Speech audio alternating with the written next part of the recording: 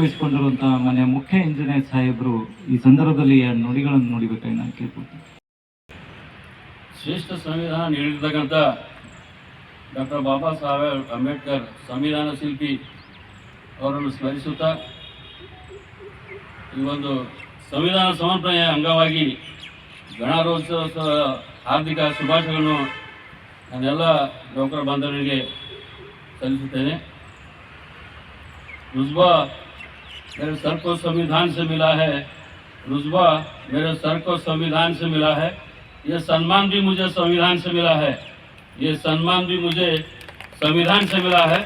औरों को तो मुकद्दर से मिला होगा, लेकिन मुकद्दर भी हमें संविधान से मिला है. ಇವತ್ತು ನಾವು ಎಲ್ಲೆಲ್ಲೋ ಯಾವುದೋ ಹಳ್ಳಿಯಿಂದ ತಾಲೂಕಿನಿಂದ ಬಂದು ಎಲ್ಲರೂ ಸೇರಿ ಒಂದು ಪಿಡಬ್ಲ್ಯೂಡಿಯಲ್ಲಿ ಸೇವೆ ಸಲ್ಲಿಸ್ತಾ ಇದ್ದೇವೆ ಅಂದರೆ ಅದು ಬಿಕಾಸ್ ಆಫ್ ನಮಗೆ ಬಾಬಾ ಸಾಹೇಬ್ ನೀಡಿದ ಸಂವಿಧಾನದಿಂದ.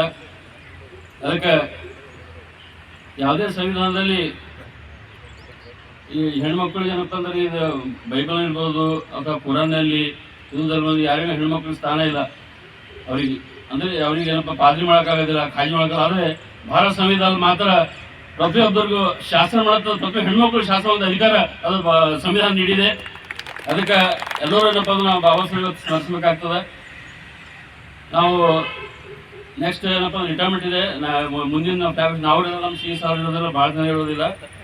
ಅದಕ್ಕೆ ನಮ್ಮ ಸಿ ಸಾಹೇಬ್ರದೇನಪ್ಪ ನಾವು ಆ್ಯಸ್ ಒಂದು ಮಾಡಲ್ ಆಗಿ ಇಟ್ಕೊಂಡು ನಾವೆಲ್ಲರೂ ಒಳ್ಳೆ ರೀತಿ ಕೆಲಸ ಮಾಡಿ ಈ ಒಂದು ಡಿಪಾರ್ಟ್ಮೆಂಟ್ಗೆ ತಾವೆಲ್ಲರೂ ಮುಂದೇನಪ್ಪ ಹೆಸರು ತರಬೇಕಂತ ಹೇಳಿ ಈ ಸಂದರ್ಭದಲ್ಲಿ ಹಾರೈಸಿ ಮತ್ತೊಮ್ಮೆ ತಮಗೆ ಗಣರಾಜ್ಯೋತ್ಸವ ಶುಭಾಶಯ ಹೇಳ್ತೇನೆ. ಜೈ ಹಿಂದ್, ಜೈ ಜೈ ಕರ್ನಾಟಕ, ಜೈ ಅಂಬೇಡ್ಕರ್. ಯಾವ ರೀತಿ ಕೆಲಸ ಕೂಡ ಸಿಸ್ಟಮೆಟಿಕ್ ಮಾಡ್ತಾರೆ, ಅದೇ ರೀತಿ ಕೂಡ ಪ್ರತಿಯೊಂದು ಸ್ಪೋರ್ಟ್ಸಲ್ಲೂ ಕೂಡ ಇವರು ಮುಂಚೂಣಿಯಲ್ಲಿದ್ದಾರೆ.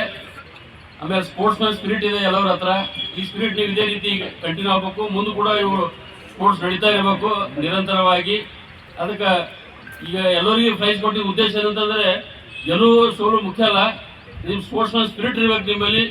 ಆ ಸ್ಪಿರಿಟ್ ಇದ್ದರೆ ಮಾತ್ರ ನೀವು ಯಾವುದೇ ಒಂದು ಕೆಲಸದಲ್ಲಿ ಆಗೋದು ಅಥವಾ ಸ್ಪೋರ್ಟ್ಸ್ನಲ್ಲಿ ನೀವು ಮುಂದೆ ಹೋಗ್ತೀರಿ ಅಂತೇಳಿ ಈ ಸಂದರ್ಭದಲ್ಲಿ ಹೇಳಿ ಎಲ್ಲರಿಗೂ ಮುಂದೆ ನೆಕ್ಸ್ಟ್ ಪದಾರ್ಥದಲ್ಲೂ ಕೂಡ ಇದೇ ಸ್ಪೋರ್ಟ್ಸ್ ನಡೀತಾ ಇರ್ಬೇಕಂತೇಳಿ ನಾನು ಎಲ್ಲರಿಗೆ ಶುಭ ಹಾರೈಸ್ತೀನಿ. ಇವತ್ತು ನಮ್ಮ ಭಾಷಣ ನನಗೂ ನಿವೃತ್ತಿ ಭಾಷಣ ಅಂತ ಅಂದರೆ ಅಧ್ಯಕ್ಷೀಯ ಭಾಷಣ ಅನ್ನೋದು ಗೊತ್ತಿಲ್ಲ ಅಂತ ಏಪ್ರಿಲ್ ನಾನು ನಿವೃತ್ತಿ ಅಂತ ಇದ್ದೀನಿ. ಸೊ ಇವತ್ತು ನಾವು 1950ರಲ್ಲಿ ಕಾನ್ಸ್ಟಿಟ್ಯೂಂಟ್ ಅಸೆಂಬ್ಲಿ ಏನಿತ್ತು, ಈ 8 ಮೆಂಬರ್ ಟೀಮ್ ನಮಗೆ district of Baba Saheb Ambedkar draft ಮಾಡಿರೋ 1949ನಲ್ಲಿ ರೆಸಲ್ಯೂಷನ್ ಮಾಡಿದ್ರು 26ನೇ ಜನವರಿ. ಆಮೇಲೆ ಏನಂದರೆ 15ನಲ್ಲಿ ಇದನ್ನು ಅಡಾಪ್ಟ್ ಮಾಡಿದ್ರು. ಅದಕ್ಕಿಂತ ಮುಂಚೆ ನಮ್ಮ ಬ್ರಿಟಿಷರು 1935 ಕಾನೂನು ಅದು ಲಾಗು ಆಗ್ತಾಯಿತ್ತು, ಅದರಲ್ಲಿ ನಮ್ಮ ಆಡಳಿತ ನಡೀತಾ ಇತ್ತು. ಈ ಕಾನೂನು ನಮ್ಮದೇನು ಡಿಕ್ಲೇರ್ ಆಯಿತು ರಿಪಬ್ಲಿಕ್ ಅಂತೇಳಿ, ರಿಪಬ್ಲಿಕ್ ಅಂದರೆ ಸ್ವತಂತ್ರ ಆಯಿತು. ಆ ಇದರಲ್ಲಿ ಕಾನ್ಸ್ಟಿಟ್ಯೂಷನ್ ಫಾರ್ಮ್ ಆಗಿ ಇವತ್ತು ನಾವು ಆ ಕಾನ್ಸ್ಟಿಟ್ಯೂಷನ್ ಅಡಿ ಸಂವಿಧಾನದಡಿ ಸಾಕಷ್ಟು ನಿಯಮಗಳನ್ನು ರೂಪಿಸಿ ಕೆಲಸ ನಿರ್ವಹಿಸ್ತಾ ಇದ್ದೀವಿ. ಮತ್ತು ಇವತ್ತದು 150ನೇ ಇದನ್ನೇ ವರ್ಷನೂ ಇದೆ, ಒಂದೇ ಮಾತ್ರ ಅದು ಘೋಷವಾಕ್ಯನೂ ಇವತ್ತು ಈ ವರ್ಷದಲ್ಲಿ ಇದು ಮಾಡಿದ್ದಾರೆ. ಅದಕ್ಕೆ ಆಮೇಲೆ ಈ ಸಂವಿಧಾನ 26ನೇ ಅಂತಂದರೆ ಇದು ಕ್ವಿಟ್ ಇಂಡಿಯಾ ಮೂವ್ಮೆಂಟ್ ಆಗಿ ಚಳವಳಿ ಸ್ಟಾರ್ಟ್ ಆಗಿ ಡೇಟ್ ಇಟ್ಕೊಳ್ತಾರೆ 26ನೇ ಜನವರಿ ಸೆಲೆಕ್ಟ್ ಮಾಡಿಕೊಂಡು ಮಾಡಿದ್ದಾರೆ. ಇವತ್ತು ನಾವು ತಮಗೆಲ್ಲರಿಗೆ ಕರೆಸಿ ಮಾತಾಡೋಕ್ಕೆ ಯಾಕೆ ಸಂವಿಧಾನದಲ್ಲಿ ಎಲ್ಲರೂ ಸಮಾನರು, ಎಲ್ಲರಿಗೂ ಸಮಾನ ಅವಕಾಶ ಸಿಗಬೇಕು ಅಂದರೆ ಅವರವ್ರ ಯೋಗ್ಯತೆಗೆ ತಕ್ಕಂತೆ ಕಾನೂನು ರೂಪಿಸಿದ್ದಾರೆ. ಅದರಡಿ ನಮಗೆ ಏನಂತಂದ್ರೆ ನಾವು ಕೆಲಸ ಮಾಡ್ತಾ ಇದ್ದೀವಿ. ಈ ಕೆಲಸ ಮಾಡಿದ್ದಕ್ಕೆ ಒಂದು ಸರ್ಕಾರಿ ನೌಕರಿ ಕೊಡಬೇಕಂದ್ರೆ ಅದನ್ನ ಒಂದು ಈ ಸಂವಿಧಾನದ ಅವಕಾಶ ಅಂತ ನಾವು ತಿಳ್ಕೊಂಡು ಅದಕ್ಕೆ ತಮಗೆಲ್ಲರಿಗೂ ಕರೆಸಿದ್ದೀವಿ. ತಾವು ಏನಂತಂದರೆ ಈ ಸಂವಿಧಾನಾತ್ಮಕವಾಗಿ ಇವತ್ತು ಎಲ್ಲರಿಗೂ ತಮಗೆ ಈ ಶುಭ ದಿನದಂದು ತಾವು ತಮ್ಮದು ಅನಿಸಿಕೆಗಳನ್ನ ಹೇಳ್ಬೇಕಂತ ಇವತ್ತು ಕರೆಸಿದ್ದೀವಿ. ನಾವು ಯಾರ್ಯಾರು ರಿಟೈರ್ ಆಗ್ತಿದ್ದಾರೆ ಅವ್ರಿಗೆಲ್ಲ ಶುಭ ಕೊಡ್ತೀನಿ. ಮುಂದೆ ನಾವು ಇದೇ ರೀತಿ ತಾವು ಏನು ರಿಟೈರ್ ಆಗಿವೆ ಅಂತಂದ್ರೆ ನೀವು ಇವತ್ತು ಮುಗಿತಾ ಯಾರ್ಯಾರು ಏನು ಹೇಳಿದ್ರು ವರ್ಷಕ್ಕೆ ಹೇಳಿದ್ರು ಅದು ಮುಗಿತಾ ಇದೆ ಅಂತಂದು ಯಾರಿಗೂ ನೌಕರಿ ಮುಗಿತಾ ಇರಬೇಕು, ಜೀವನ ಇದೆ ಏನೋ ಜೀವನ ಸಾಗಿಸ್ಬೇಕು ಅಂತಂದ್ರೆ ಇವತ್ತು ಸಂವಿಧಾನದಲ್ಲಿ ಭಾಳಷ್ಟು ಅವಕಾಶ ಇದ್ದಾವೆ ನಿಮಗೆ. ಅವೆಲ್ಲ ಸದುಪಯೋಗ ಮಾಡಿಕೊಂಡು ಮುಂದೆ ಒಳ್ಳೆಯ ಜೀವನ ಅಂತ ಸಾಗಿಸಿ ಒಳ್ಳೆಯ ಬೆಳವಣಿಗೆ ಸಹಕಾರಿಯಾಗಿ ತಾವು ಗಳಿಗೆಯನ್ನು ಪಡೆಯಬೇಕಂತ ಆಶಿಸಿ ಎಲ್ಲರಿಗೂ ಮತ್ತೊಮ್ಮೆ ಗಣರಾಜ್ಯೋತ್ಸವ ಶುಭಾಶಯಗಳೇ. ಜೈ ಹಿಂದ್, ಜೈ ಕರ್ನಾಟಕ. ಎಲ್ಲರಿಗೂ ಶುಭಾಶಯಗಳನ್ನು.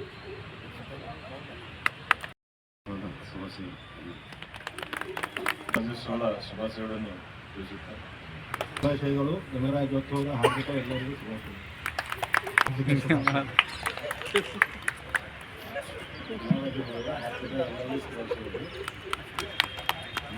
ಗಣರಾಜ್ಯೋತ್ಸವದ ಎಲ್ಲರಿಗೂ ಶುಭಾಶಯಗಳು.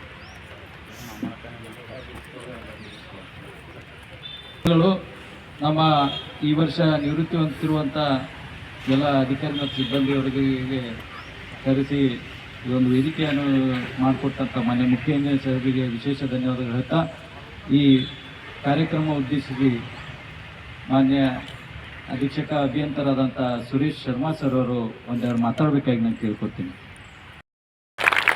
ಶೇರೇದಿಲ್ ಶರ್ಮಾ ಸಾಹೇಬರು ಅಂತ ಹೇಳ್ತಾ, ಈ ಸಂದರ್ಭದಲ್ಲಿ ಇನ್ನೋರ್ವ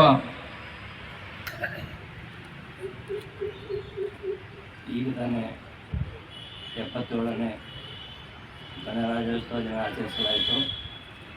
ಈಗ ನಮ್ಮ ಶರ್ಮಾ ಸಾಹೇಬರು ಹೇಳ್ತಾರ, ಕಾನ್ಸ್ಟಿಟ್ಯೂಷನ್ ಆಫ್ ಇಂಡಿಯಾ ಎಲ್ಲಕ್ಕಿಂತ ಅಂದ್ರೆ ಇಂಪಾರ್ಟೆಂಟು. ಹೆಣ್ಮಕ್ಳ ಬಗ್ಗೆ ಹೇಳಿದ್ರು, ಮತ್ತು ನಮ್ಮ ಸರ್ಕಾರಿ ನೌಕರರ ಬಗ್ಗೆ ಹೇಳಿದ್ರು. ಈಗ ಇವತ್ತಿನ ದಿವಸ ನಾವು ಈ ಸ್ಥಾನದಲ್ಲಿ ಇರಬೇಕಾದ್ರೆ is the constitution of India. ಎಲ್ಲರಿಗೇನಪ್ಪ ಅಂದರೆ ಈಕ್ವಲಿಟಿ, ಎಲ್ಲರೂ ಯಾರೇ ಯಾವುದೇ ಸಮಾಜ ಇರಲಿ, ಎಲ್ಲ ಸಮಾಜದವ್ರಿಗೆ ಏನಪ್ಪ ಅಂದ್ರೆ ನ್ಯಾಯ ಒದಗಿಸಿಕೊಟ್ಟಂಥದ್ದೊಂದು ಏನೇ ಇದ್ರೂ ಕಾನ್ಸ್ಟಿಟ್ಯೂಷನ್ ಆಫ್ ಇಂಡಿಯಾ ಅಂತ ನಮ್ಮ ಶರ್ಮಾ ಸಾಹೇಬರು ಹೇಳಿದ್ರು. ಈಗ ನಾ ಈ ಸ್ಟೇಜಲ್ಲಿ ಇರಬೇಕಾದ್ರೂ ನಮ್ಮ ಕಾನ್ಸ್ಟಿಟ್ಯೂಷನ್ ಆಫ್ ಇಂಡಿಯಾನೇ ಕಾರಣ ಅಂತ ಹೇಳಿ ಒಂದು ಎರಡು ಮಾತು ಹೇಳಿ ನಾನು ನನ್ನ ಮಾತು ಮುಗಿಸ್ತೇನೆ. ಮಾತಾ ಕಿ ಬೋಲೋ, ಭಾರತ್ ಮಾತಾ ಕಿ ವಂದೇ ವಂದೇ. 77ನೇ ಗಣರಾಜ್ಯೋತ್ಸವ ಅಂಗವಾಗಿ ನಾವು ಕ್ರಿಕೆಟ್ ಆಟ ಆಡಿದ್ವಿ. ನಮ್ಮ ಅಧ್ಯಕ್ಷರ ಈ ಕಾರ್ಯಕ್ರಮದ ಒಂದು ಬೆನ್ನೆಲುಬಾಗಿ ನಮ್ಮ ಎಲ್ಲ ಚಟುವಟಿಕೆಗಳನ್ನು ಸಂಪೂರ್ಣವಾಗಿ ಚೆನ್ನಾಗಿ ನಡೆಸಬೇಕಂತ ಹೇಳಿ ನಮ್ಮ ಮುಖ್ಯ ಇಂಜಿನಿಯರ್ ಆದ ರೇಣುಪಾ ಸುಲ್ಗಟ್ಟೆ ಸರ್ ಅವರು, ಹಾಗೂ ಈ ಕ್ರೀಡೆಯ ಒಂದು ಅಧ್ಯಕ್ಷತೆಯನ್ನು ಹೊಂದಿರುವಂಥ ನಮ್ಮ ಸುರೇಶ್ ಎಲ್ ಶರ್ಮಾ ಸಾಹೇಬರು, ಹಾಗೆ ನಮ್ಮ ಈ ಕಾರ್ಯಕ್ರಮವನ್ನು ಇದೇ ಥರ ಚೆನ್ನಾಗಿ ನಡಿಬೇಕಂತ ಹೇಳಿ ನಮ್ಮ ಶರಣು ಚಬ್ರಬಂದಿ ಅಣ್ಣವರು ಭಾಳ ಸಿಸ್ಟಮೆಟಿಕ್ ಆಗಿ ನಾವು ಕ್ರಿಕೆಟ್ ಆಡಿದ್ವಿ.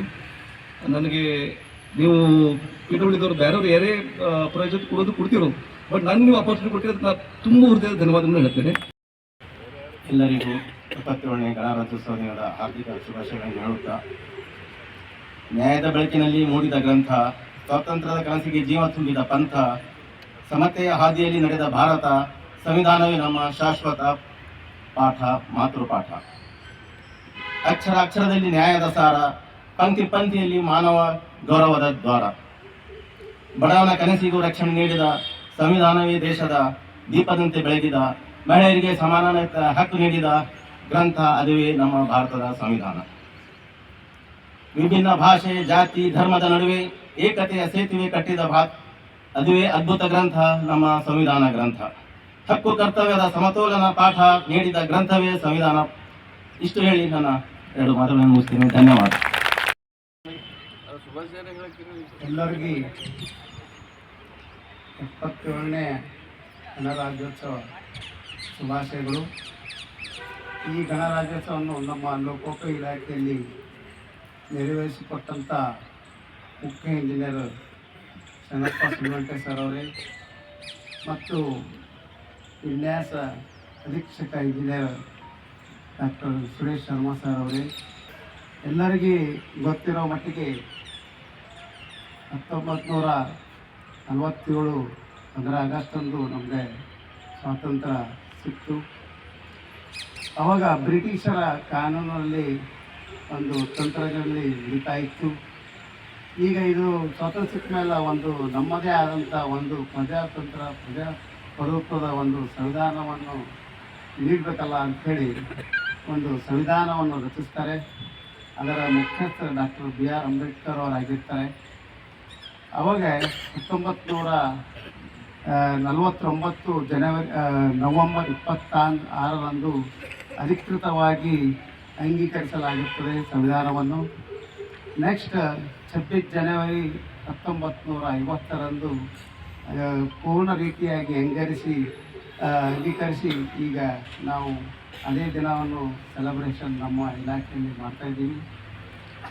ಇದೇನಪ್ಪ ಅಂದರೆ ಪ್ರಭುತ್ವದಲ್ಲಿ ನಮಗೆ ಬೇಕಾಗಿರೋದು ಮುಖ್ಯವಾಗಿ ಪ್ರಜೆಗಳನ್ನು ಆಳುವ ಕಾನೂನು, ಅಂದರೆ ಶಾಸಕಾಂಗ, ನ್ಯಾಯಾಂಗ, ಕಾರ್ಯಾಂಗವನ್ನು ಹೇಗೆ ಕಟ್ಟುನಿಟ್ಟಾಗಿ ನಿಯಮಗಳನ್ನು ಮತ್ತು ಕಾನೂನುಬದ್ಧವಾದಂಥ ಒಂದು ಇದು ತರಬೇಕಂತ ಹೇಳಿ ವಿಶ್ವದಲ್ಲೇ ಒಂದು ಶ್ರೇಷ್ಠವಾದಂಥ ಒಂದು ಸಂವಿಧಾನವನ್ನು ಬಾಬಾ ಸಾಹೇಬ್ ಅಂಬೇಡ್ಕರ್ ಮತ್ತು ಅವರ ಸಮಿತಿ ರಚಿಸಿ ನಮ್ಮ ದೇಶಕ್ಕೆ ಕೊಡುಗೆ ಕೊಟ್ಟು ಸಮಾನತೆ ಬಗ್ಗೆ ಹೋರಾಡಿದ ವೀರ ಅಂತ ಹೇಳ್ಬೋದು.